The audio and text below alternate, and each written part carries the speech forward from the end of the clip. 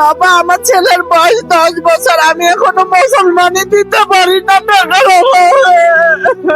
কত সালে? 2002 সালে। 2002 সালে আই পাস করছেন? আমার সার্টিফিকেট আছে। সার্টিফিকেটও আছে? আমি ঢাকায় গার্মেন্টসে চাকরি করতে করতে স্টক করছিলাম। আমার পড়ালেখা চালার মতো খরচা নাই, আমি সাহায্য উঠাই পড়ালেখা করাচ্ছি বাবা বাচ্চাদের। আমার এক ছেলে এক মেয়ে। বাবা, আমার ছেলের বয়স 10 বছর, আমি এখনো মুসলমানি দিতে পারি না টাকা।